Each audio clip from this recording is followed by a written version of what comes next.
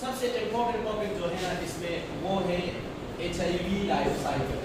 लेकिन सबसे पहले हमें HIV के बारे में समझना होगा और फिर जाकर उसके लाइफ साइकिल के बारे में। तो HIV का पहले पूरा नाम क्या है? Human immuno deficiency virus. Human immuno deficiency virus. सबसे पहली बात ये किस ग्रुप से बिलोंग करता है? तो इसका जो ग्रुप है ना उसे कहते हैं रेट्रोवायरस। क्या है? रेट्रोवायरस। हम और आपने आज तक ये सुना हुआ है कि सिर्फ HIV के अंदर ये कमाल है कि वो अपने RNA को DNA में कन्वर्ट कर सकता है। पहले तो इसे समझे ना कि नॉर्मल कंडीशन में क्या होता है, DNA से RNA बनता है। ये कुछ स्टेप समझे था। नॉर्मल कंडीशन में क्या होता है, DNA से RNA बनता है और इस प्रोसेस का नाम क्या है? पहले इस तरफ देखिए, इसे कहते हैं ट्रांसक्रिप्शन। क्या है? DNA से RNA बनने को कहते हैं ट्रांसक्रिप्शन। ठीक है, पहला पॉइंट, DNA से RNA बनने को क्या कहते हैं? ट्रांसक्रिप्शन। ये किस वक्त होता है ये प्रोसेस? जरा याद करें, प्रोटीन सिंथेसिस के दौरान। पहले ट्रांसक्रिप्शन और दूसरा ट्रांसलेशन। क्वेश्चन नंबर 2, इस ट्रांसक्रिप्शन को बायोलॉजी में कोई भी काम होता है तो अक्सर उसे एंजाइम करता है। तो कौन सा एंजाइम ट्रांसक्रिप्शन करता है? Transcriptase enzyme. सारे बच्चे बस सुना होगा तो आसान तरीका है, बस किसी प्रोसेस के साथ एज लगा दो। ठीक है, तो नो, RNA पॉलीमरेज एंजाइम। क्या करता है? RNA polymerase enzyme. इसे RNA पॉलीमरेज क्यों कहा गया? क्योंकि RNA इसमें बनता है ना, तो RNA पॉलीमराइजेशन होती है तो करने वाले को RNA पॉलीमरेज। ये तो नॉर्मल प्रोसेस है, बॉडी के हर सेल में होता है। एक प्रोसेस इसका बिल्कुल अपोजिट है। वो क्या है? वो आप लोगों के पास है अपोजिट, RNA से DNA बनना। ये देखिए, ये RNA है और RNA से DNA बन गया, तो जब उसका नाम ट्रांसक्रिप्शन है तो इसका नाम होगा रिवर्स ट्रांसक्रिप्शन। क्या है? Reverse transcription. आसान दिखाता हूं, खबर ना। अब जब इसको ट्रांसक्रिप्शन कहते हैं, इसे रिवर्स ट्रांसक्रिप्शन, और इसके करने वाले एंजाइम को कहते हैं रिवर्स ट्रांसक्रिप्टेज एंजाइम। क्योंकि रिवर्स ट्रांसक्रिप्शन है तो एंजाइम का नाम है रिवर्स ट्रांसक्रिप्टेज एंजाइम। याद रखिए, ये एंजाइम हर किसी के पास दुनिया में फ्यू वायरस है जो उनके पास होता है, क्योंकि ये कोई छोटी बात नहीं है RNA से DNA बनाना। अब सुनिए, बच्चे HIV में ये पढ़कर ये समझ लेते हैं कि रिवर्स ट्रांसक्रिप्शन ये सिर्फ बस HIV वायरस में है और रिवर्स ट्रांसक्रिप्टेज सिर्फ HIV में है। गलती है, ये सिर्फ HIV में नहीं बल्कि HIV और उसके कुछ हमसर और वायरस, उसके साथ रेट्रोवायरस में जो वायरस है, retrovirus a group of virus है ना, इसमें HIV भी आता है, साथ में कुछ और वायरस भी है। So all retrovirus contain a reverse transcriptase enzyme। तो ये गलती तो नहीं होगी ना, ये सिर्फ HIV में रिवर्स ट्रांसक्रिप्टेज होगा। All retrovirus contain कौन सा एंजाइम? आज के बाद इस एंजाइम का शॉर्ट नेम लिखूंगा reverse, RT mean reverse transcriptase enzyme. सारे रेट्रोवायरस में, सिर्फ HIV में नहीं है। अब लोग आपसे सवाल पूछेंगे, आप कोई एग्जांपल दे सकते हैं? कोई दूसरे HIV के अलावा कोई एग्जांपल दे सकते हैं रेट्रोवायरस का? पहले आप HIV ही लिखिए ताकि आप लोगों को समझ आ जाए। ये HIV है, दूसरा है SIV, HIV SIV, और तीसरा है FIV, और चौथा है विस्ना। क्या है? विस्ना, और पांचवा है CAEV। ये 5 वायरस है, ये सारे रेट्रोवायरस है, इन सब में रिवर्स ट्रांसक्रिप्टेज है, ये सब RNA से DNA बना सकते हैं। पहले नाम पूरे याद रखिए। HIV का पूरा नाम तो आप लोगों को पता है, human immuno deficiency virus. SIV का नाम है simian immuno deficiency virus. Simian कहते हैं मंकीज को, किसे कहते हैं? मंकीज। तो सीमियंस इम्यूनोडेफिशिएंसी वायरस, इम्यूनो डिफिशिएंसी, इससे पता चला कि मंकीज के लिए अलग वायरस है और ह्यूमन के लिए अलग। एक और बात सुनिए, इस वजह से मंकी का वायरस अगर हम पे अटैक करे तो इन्फेक्शन काज नहीं कर, और हमारा वायरस अगर मंकी पे तो इन्फेक्शन काज नहीं कर सकता। लोग पूछेंगे रीजन, हर एक पैथोजन मुख्तलिफ डिफरेंट रिसेप्टर के साथ अटैच होता है और हर एक ऑर्गेनिज्म में रिसेप्टर डिफरेंट होते हैं। हाँ, ऐसे भी पैथोजन है जो एक पैथोजन से बहुत से ऑर्गेनिज्म पे अटैक कर सकता है, बाकी समझ आए, इस तरह भी है। तो शाबाश, सीमियन इम्यूनोडेफिशिएंसी वायरस ये किस में होगा, जल्दी बताए, ये मंकीज में होगा, मंकीज में। और FIV कहते हैं feline immunodeficiency virus. Feline is the genus of cat, क्या है, कैट, जानते हैं लोग, ठीक है। तो कैट इसमें आते हैं, फेलाइन इम्यूनोडेफिशिएंसी वायरस। ये किस में है, ये कैट में काज करता है। हाँ, क्योंकि कैट का साइंटिफिक नेम है, कोई बताएगा? वेरी गुड, फिलस डोमेस्टिकस या डोमेस्टिका, ठीक है। लुइसना का तो पूरा नाम नहीं मिले तो अपना एक नाम है, ठीक है। ये काज करता है शीप में, किसमें, शीप में। और CAEV का पूरा नाम है कैप्राइन आर्थराइटिस एन्सेफेलाइटिस वायरस। ये सारे नाम पूरे अपने बुकों ने नहीं लिखे, हाँ, उन्होंने सिर्फ शॉर्टकट देके इस्तेमाल। तो ये देखिए caprine arthritis, caprine arthritis encephalitis virus. Encephal word जिसके साथ आएगा इस ये ब्रेन के साथ ताल्लुक रखेगा। सेफ्लॉन और सेरेब्रम, ये दो वर्ड जहां पर भी आएंगे तो इसलिए किसके साथ रिलेटेड होंगे, ब्रेन के साथ। हाँ, सेरेब्रल डिजीज है, सेरेब्रल इन्फेक्शन है, सेरेब्रल ये है। और सेफ्लॉन एन्सेफेलाइटिस, इसमें जरूर कोई ब्रेन क्या होगा, इन्फेक्टेड होगा। कैप्राइन आर्थराइटिस एन्सेफेलाइटिस वायरस, ये किस में काज करेगा, तो ये गोट में काज करेगा, गोट, ठीक है, डिजीज। अब इसके लिए आसान फार्मूला पश्तो का अगर आप करना चाहते हैं तो आप लोग के पास एस वर्ड है या नहीं है, तो एस मीन शाडो, और शाडो किसे कहते हैं, मंकी को कहते हैं। एस मीन शाडो, ठीक है। एफ मीन फिशो, वैसे तो फिशो है पी के साथ, लेकिन आप थोड़ा चेंज कर सकते हैं, एफ मीन फिशो, तो ये हुआ फिशो। और यहाँ दरमियान में एस है ना, तो एस मीन शीप, क्या है, शीप। और सी मीन चीले, आगमा वाला चीले का बता, ठीक है। तो सी मीन चीले, चेली, ठीक है। तो आसान हुआ है ना, ठीक है। एस मीन शाडो, एफ मीन फिशो, शीप और चीले, बाकी समझ आई यानी। हाँ, तो ये all these viruses have reverse transcriptase enzyme, and all these viruses belong to retrovirus, and all these viruses have the ability to convert the RNA into DNA. शाबाश, ये बात हुई। हाँ, लेकिन अब हमारी बात इन सारे वायरसों पे नहीं है, हमारी बात तो जो इम्पोर्टेंट है, क्योंकि हमारे लिए इम्पोर्टेंट इंसान है या पिशो या वेफा कटे चीले बिजो, क्या इम्पोर्टेंट है हमारे लिए, तो इंसान इम्पोर्टेंट है, बाकी समझ जाए। और इंसानों में भी फिर, ठीक है। तो ये देखिए, अब हम थोड़ी सी बात करेंगे HIV पे, तो बाद में हम पूरा उसका पढ़ेंगे लाइफ साइकिल। पहले उसके बारे में कुछ जरूरी बातें सुनिए HIV के बारे में। अच्छा, ये सारी बातें ना आपके बुक ने नहीं बताई 100%, लेकिन हम 100% बातें पढ़ेंगे। सबसे पहली बात ये बताएं, ये वायरस है, हाँ, DNA वायरस है या RNA, पॉइंट नंबर 1 अगली क्लास में भी याद करेंगे। ये RNA वायरस है, चश्मा 2 ये पूछा जाएगा। हाँ, सबसे पहले ये क्या है, DNA वायरस है या RNA वायरस है, ठीक था।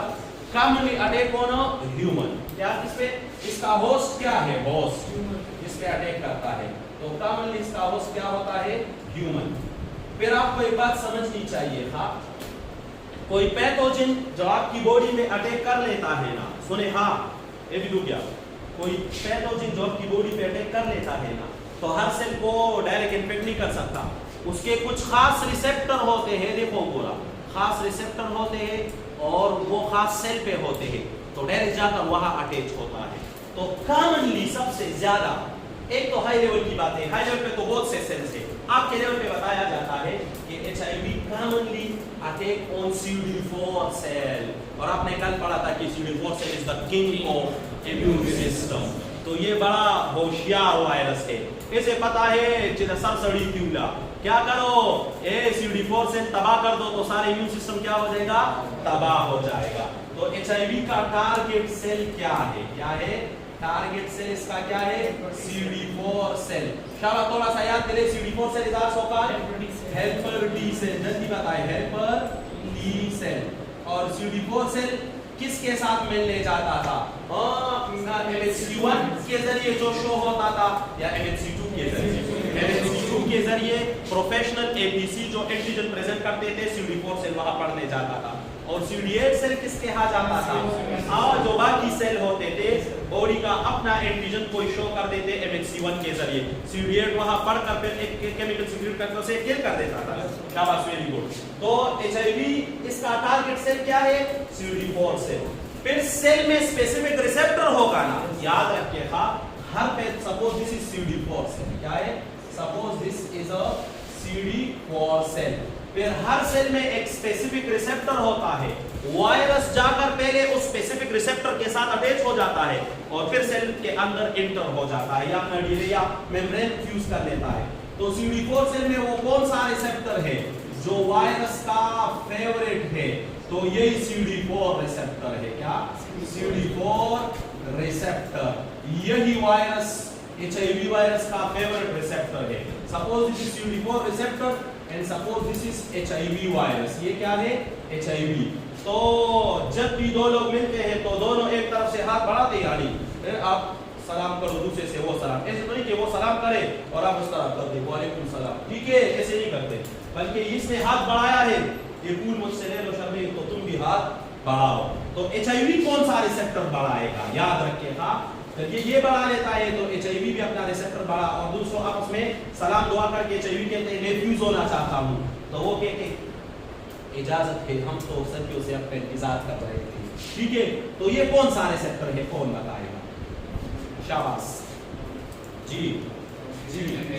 अभी आप पढ़ेंगे स्ट्रक्चर ऑफ HIV, उसके ऊपर कुछ स्पाइक्स होते हैं, क्या होते हैं, स्पाइक्स, ये वो स्पाइक्स ऑफ HIV है, अभी आप पढ़ लेंगे GP41 GP120 से माने डिटेल आप पढ़ लेंगे। तो ये HIV के कुछ स्पाइक्स होते हैं, ये जाकर इसके साथ क्या हो जाते हैं, फ्यूज, और फिर इनके मेम्ब्रेन आपस में। कहने का मतलब ये है कि हर वायरस जो किसी सेल पे अटैक करता है तो स्पेसिफिक सेल पे पहले अटैक करता है और फिर सेल के स्पेसिफिक रिसेप्टर पे अटैक करता है। मिसाल के तौर पर आपका सख्त दुश्मन है और आप उसे मारना चाहते हैं, और जैसे आप उसे देख लेते हैं तो आप उसको पांव से मारते हैं ना, आप टारगेट करते हैं या दिल को या दिमाग को, ताकि एक ही उससे ज्यादा शूट हो जाए। तो इस तरह ये भी जगह को देखते हैं, रिसेप्टर को देखता है। तो टारगेट सेल तो HIV का क्या है, CD4 सेल। टारगेट रिसेप्टर क्या है, टारगेट रिसेप्टर क्या है, तो CD4 रिसेप्टर क्या है, CD4। अब न्यू डिस्कवरी के मुताबिक HIV और भी सेलों पे मैक्रोफेज वगैरह औरों पे भी अटैक करता है, लेकिन फिलहाल हमारा काम इसके साथ है। तो ये HIV में बड़ी बड़ी बातें क्या है, RNA वायरस है, ह्यूमन पे अटैक करता है, CD4 सेल पे। अब आपसे पूछा जाएगा कि HIV का स्ट्रक्चर क्या है, ये जो आपने HIV बनाया है ना, HIV पे क्या क्या चीजें हैं, तो पहले ये लिखिए, इसे मिटाकर फिर डिटेल स्ट्रक्चर पहले पढ़ते हैं। बल्कि एक काम करें, इसे लिखिए आप जल्दी से 1 सेकंड के अंदर, फिर यहाँ पर मैं HIV का स्ट्रक्चर बना लेता हूँ। उन दो बातों को पहले लिखिए शाबाश।